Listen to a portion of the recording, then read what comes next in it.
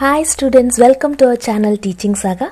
நம்ம இந்த வீடியோல செப்டம்பர் 2020ல நடந்த 10th English Public Exam ஓட question paper தான் பார்க்க போறோம். நீங்க எந்த ஒரு எக்ஸாம் எழுதுறதுக்கு முன்னாடியும் அந்த எக்ஸாமோட question paper pattern familiarize பண்ணிக்கிறது ரொம்பவே அவசியம். நம்ம சேனல்ல ஏற்கனவே 10th Englishக்கு சிங்கிள் பேப்பர் பேட்டர்ன் மாறினதுக்கு அப்புறம் கவர்மெண்ட் ரிலீஸ் பண்ண ஒஃபிஷியல் மாடல் கொஸ்டின் பேப்பரோட வீடியோவை போட்டிருக்கோம்.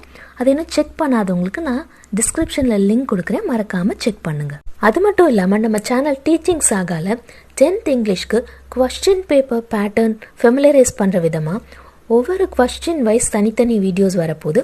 அப்புறம் டெஸ்ட் வீடியோஸ், ப்ராக்டிஸ் வீடியோஸ் எல்லாம் கூட வரப்போகுது. ஸோ நம்ம சேனலை இன்னும் சப்ஸ்கிரைப் பண்ணாதவங்க மறக்காமல் சப்ஸ்கிரைப் பண்ணிடுங்க. Okay, now let's get into today's video.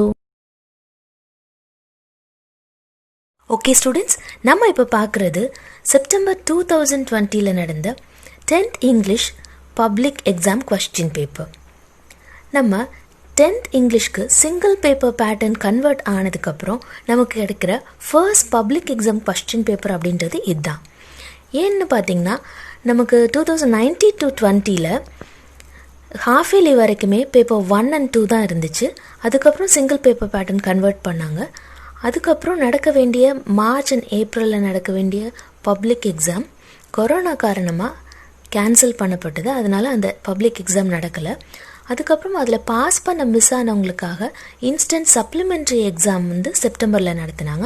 அந்த பப்ளிக் எக்ஸாமோட கொஸ்டின் பேப்பர் இதுதான். ஓகே ஸ்டூடெண்ட்ஸ், நம்ம இப்போது பப்ளிக் எக்ஸாம் கொஸ்டின் பேப்பரோட ஒரு ரஃப் ஓவர்வியூ தான் பார்க்க போகிறோம். இது மொத்தம் டோட்டல் மார்க்ஸ் எவ்வளோன்னு பார்த்தீங்கன்னா 100 மார்க்ஸ். இந்த time allotted is 3 hours. First you have part 1. இந்த part 1 objective type questions. Totally you have 14 questions. இந்த 14 1 marksல எல்லா questionமே நீங்கள் அட்டென்ட் பண்ணணும். இதில் question number 1, 2 and 3 will be synonyms. அதாவது அறிஞர் பொருள் மீனிங்ஸ் நீங்கள் சூஸ் பண்ணி எழுதணும். கொடுத்துருக்க 4 ஆப்ஷன்ஸ்லேருந்து எது பெஸ்ட் கரெக்ட் ஆன்சரோ அதை சூஸ் பண்ணி எழுதணும். And question number 4, 5 and 6 will be antonyms. ஆன்டனிம்ஸில் நீங்கள் தமிழில் படிக்கிற எதிர்ச்சொல் தான். இட்டாலிசைஸ் பண்ணியிருக்கிற வேர்டுக்கு எது ஆப்போசிட்டான வேர்டு அப்படின்றத கண்டுபிடிச்சி ஆப்ஷன்ஸ்லேருந்து சூஸ் பண்ணி எழுதணும். And question number 7 will be singular plural. Loaf அப்படின்ற singular formக்கு plural form என்னன்றதை நீங்கள் எழுதணும். And question number 8 prefixes and suffixes. இதில் appearன்ற வேர்டுக்கு ஆப்டான suffix என்னன்றது கேட்டிருக்காங்க. And question number 9 you have abbreviation. IITன்ற வேர்டோட abbreviation என்னன்றதை சூஸ் பண்ணி ஆப்ஷன்ஸ்லேருந்து கொடுக்கணும். And question number 10 is phrasal verbs. இங்கே அந்த ஃபில்லப்பை எந்த phrasal verb போட்டு கரெக்டாக ஃபில் பண்ண முடியுன்றதை கான்டெக்ஸ்டுவலாக மீனிங் சூஸ் பண்ணி நீங்கள் அட்டென்ட் பண்ணுற மாதிரி இருக்கும். And question number 11 you have compound word. fair அப்படின்ற வேர்டுக்கு எதோட பேர் பண்ணால் ஆப்டான மீனிங் வருன்றதை பார்த்து அதோடு நீங்கள் பேர் பண்ணணும். And question number 12 will be preposition. கொடுத்துருக்க 4 ப்ரிப்போசிஷன்ஸில் அந்த டேஷில் எது கரெக்டாக ஆப்டாக பொருந்துன்றதை பார்த்து அதை ஃபில் பண்ணணும். And question number 13 is tenses. எந்த டென்ஸ் இந்த இஃப் கிளாஸில் யூஸ் ஆகும் அப்படின்றத கெஸ் பண்ணி நீங்கள் எழுதணும். And question number 14 is appropriate linkers. அதாவது கனெக்டர்ஸ் ஆர் கன்ஜெக்ஷன்ஸ்னு சொல்லுவாங்க. when, since, whenever, after அப்படின்ற 4 ஆப்ஷனில் எது அந்த டேஷ்க்கு ஆப்டாக பொருந்துன்றதை திங்க் பண்ணி நீங்கள் ஆன்சர் பண்ணணும். ஸோ பார்ட் 1 14 1 marks முடிச்சதுக்கப்புறம் we have to move on to part 2. coming to part 2, இதில் உங்களுக்கு மொத்தம் 4 செக்ஷன்ஸ் இருக்குது. நீங்கள் மொத்தம் 10 2 mark questions இதில் ஆன்சர் பண்ணணும். 10 into 2 20 marks. இதில் ஃபர்ஸ்ட் செக்ஷன் பார்த்திங்கன்னா உங்களோட ப்ரோஸ் 2 marks கேட்டிருப்பாங்க. 4 questions கொடுத்து அதுலேருந்து எனி 3 2 marks மட்டும் நீங்கள் ஆன்சர் பண்ணால் போதும். And section 2 will be poetry. இந்த poetry செக்ஷன்லேயும் 4 questions 19, 20, 21 and 22ன்னு 4 poetry appreciation questions கேட்டிருப்பாங்க. அதுலேருந்து you have to choose any 3 and answer. And section 3 will be grammar. இந்த கிராமர் ஐட்டம்ஸ் 23, 24, 25, 26 and 27 டோட்டலாக உங்களுக்கு 5 questions இருக்கும். அதுலேருந்து 3 questions மட்டும் நீங்கள் சூஸ் பண்ணி எழுதணும். இதில் question number 23 என்னன்னு பார்த்தீங்கன்னா active voice or passive voice. Active வாய்ஸில் கொடுத்து அதை பாசிவ் வாய்ஸில் கன்வெர்ட் பண்ண சொல்லுவாங்க, or passive voice to active voice conversion.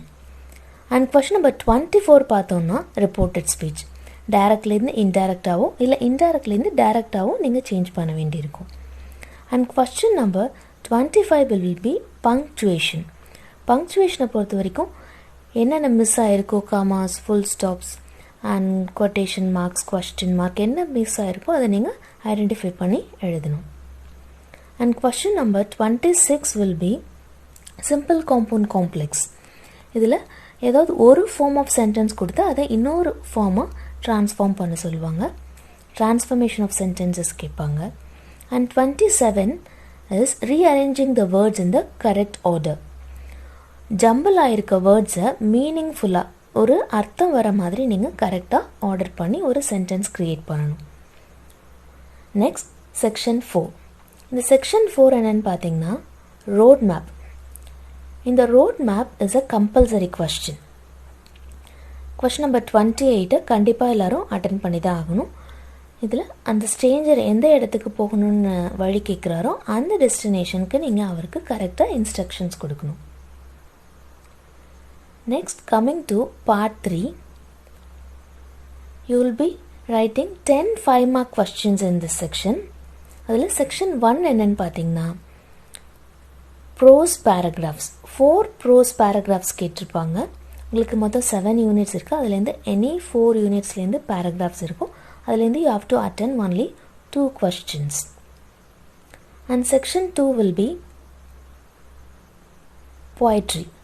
இதில் poetry paragraphs 2 paragraphs கேட்டிருப்பாங்க. அண்ட் question number 35 பார்த்தீங்கன்னா rhyming words, rhyme scheme, figure of speech and alliterating words கேட்டிருப்பாங்க. And question number 36 will be paraphrase the following stanza. ஏதாவது ஒரு 4 or 5 lines poemலேருந்து கொடுத்து அதை paraphrase பண்ண சொல்லுவாங்க. இந்த 4 questionஸில் உங்களுக்கு எது கன்வீனியண்ட்டாக இருக்கோ அதை நீங்கள் சூஸ் பண்ணி எனி 2 questions மட்டும் அட்டென்ட் பண்ணால் போதும். நெக்ஸ்ட் கம்மிங் டு செக்ஷன் 3, இது சப்ளிமெண்ட்ரி போர்ஷன்.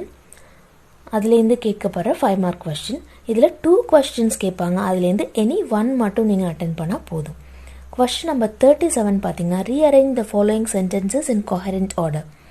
இது ஏதாவது ஒரு சப்ளிமெண்ட்ரி ஸ்டோரியோட கதையை ஜம்பிள்டு ஃபார்மில் கொடுத்துருப்பாங்க. நீங்கள் அதை கரெக்டாக அரேஞ்ச் பண்ணி ஆர்டர் படி கொடுக்கணும். அண்ட் கொஸ்டின் நம்பர் 38 இஸ் அதே சப்ளிமெண்ட்ரி போர்ஷன்லேருந்தே ஏதாவது ஒரு பேசேஜ் கொடுத்து அதுலேருந்து passage comprehension any 5 questions will be asked. அதில் நீங்கள் ஆன்சர்ஸை கண்டுபிடிச்சி கரெக்டாக எழுதணும். இதில் 37 or 38 ஏதாவது ஒன்று சூஸ் பண்ணி அட்டென்ட் பண்ணால் போதும். Now coming to section 4, இந்த பார்ட் 3ல செக்ஷன் 4 என்னன்னு பார்த்தீங்கன்னா காம்போசிஷன் ஐட்டம்ஸ் இருக்கும். Question number 39 advertisement. And question number 40 பார்த்தீங்கன்னா லெட்டர் ரைட்டிங். இது formal letter or informal letter ரெண்டில் எது வேணாலும் கேட்கலாம். And question number 41 will be notice writing. அவங்க கொடுத்துருக்க இன்ஸ்ட்ரக்ஷன்ஸை ஃபாலோ பண்ணி நீங்கள் நோட்டீஸ் எழுதணும். And question number 42 is picture comprehension. அந்த பிக்சரை பேஸ் பண்ணி எனி 5 sentences உங்களோட புரிதல் படி நீங்கள் கொடுக்கணும். Grammatically correct sentences. And question number 43 will be note making or summary writing. கொடுத்துருக்கிற பேசேஜ்க்கு நீங்கள் இதர் நோட்ஸ் எடுக்கலாம் அல்லது சம்மரி எழுதலாம். ரெண்டுமே கொடுக்கணும்னு அவசியம் கிடையாது. ஏன்னா இது 5 mark கொஸ்டின் தான். உங்களுக்கு எது நல்லா தெரியுமோ நோட்ஸ் ஆர் சம்மரி ரெண்டில் ஏதாவது ஒன்று செய்யலாம். அண்ட் கொஸ்டின் நம்பர் 44 என்னென்னு பார்த்தீங்கன்னா எரர் ஸ்பாட்டிங். அங்கே உள்ள எரர் ஐடென்டிஃபை பண்ணி அந்த சென்டென்ஸில் உள்ள எரரை கரெக்டாக எழுதணும், கரெக்ட் பண்ணி எழுதணும். ஸோ டோட்டலி 6 questions கேட்டிருக்காங்க. இதில் இந்த section 4ல் 6 questions you have to answer only 4 questions. Now coming to section 5. Question number 45 வந்து மெமரி போயம் இருக்கும். இதில் அவங்க எந்த லைன்லேருந்து எது வரைக்கும் எழுத சொல்கிறாங்களோ அதில் அந்த 5 லைன்ஸ் மட்டும் நீங்கள் எழுதினா போதும். பட் இதுக்கு you don't have any choice. நமக்கு ப்ரீவியஸாக கொஷின் பேப்பர்ஸ்லலாம் we had choice, any one choose பண்ணி எழுதுவீங்க. ஆனால் நீங்கள் இந்த முறை எல்லா மெமரி போயம்ஸையும் படித்தா தான் இந்த கொஷின் அட்டென்ட் பண்ண முடியும். So with this the 5 mark ends and question number part 4 will be 8 mark questions. You have to attend 2 8 mark questions. இதில் question number 46ல சப்ளிமெண்ட்ரி ஸ்டோரியிலேருந்து உங்களுக்கு ஒரு எஸ்ஏ ஃபார்மேட்டில் ஒரு 8 mark கொஷின் எழுத சொல்லுவாங்க. அதுக்கு ஹிண்ட்ஸ் கொடுத்துருவாங்க. ஸோ டெவலப்பிங் ஹிண்ட்ஸ் ஃபார்மேட்டில் you have to write a paragraph of about 150 words. அது ஐதர் ஆர் சாய்ஸ் இருக்கும். அதனால 2 ஸ்டோரி கொடுத்துருப்பாங்க. அதுலேருந்து you can choose any one and write your answer. And question number 47 என்னென்னு பார்த்தீங்கன்னா comprehension question. It can be a prose comprehension or poetry comprehension. அதாவது ஒரு passage comprehension நீங்கள் சூஸ் பண்ணி எழுதலாம், அல்லது ஒரு போயம் காம்ப்ரிஹென்ஷன் சூஸ் பண்ணி எழுதலாம். பேசேஜ் காம்ப்ரிஹென்ஷன் வந்து ஒரு பேசேஜ் கொடுத்துருப்பாங்க, அதுலேருந்து 4 questions இருக்கும். அதுக்கான ஆன்சர்ஸை ஐடென்டிஃபை பண்ணி எழுதணும். அண்ட் போயட்ரி காம்ப்ரிஹென்ஷன் பார்த்திங்கன்னா ஒரு போயம் கொடுத்துருப்பாங்க, அதுக்கு ரிலேட்டடான 4 questions கொடுத்துருப்பாங்க. அதுக்கான ஆன்சரை நீங்கள் அந்த போயம்லேருந்து கண்டுபிடிச்சி எழுதுகிற மாதிரி இருக்கும். ஸோ உங்களோட பப்ளிக் கொஸ்டின் இந்த ஃபார்மேட்டில் தான் வரும். ஸோ நம்ம இப்போ பப்ளிக் கொஸ்டின் பேப்பர் எப்படி இருக்குன்றதை பார்த்துட்டோம். இதில் 4 parts இருக்குதுன்னு பார்த்தோம். Part 1 1 words, part 2 2 marks, part 3 5 marks and part 4 8 marks. உங்களுக்கு இந்த 4 கேட்டகரியில் எது ரொம்ப ஈஸியாக இருக்கும் அப்படின்றதையும், அப்புறம் எந்த பார்ட் வந்து ரொம்ப உங்களுக்கு கஷ்டமாக இருக்கும் அப்படின்னு நீங்கள் ஃபீல் பண்ணுறீங்க அப்படின்றதையும் கீழே கமெண்ட்டில் சொல்லுங்கள். Okay students, until I meet you again in another video, just keep learning. Bye.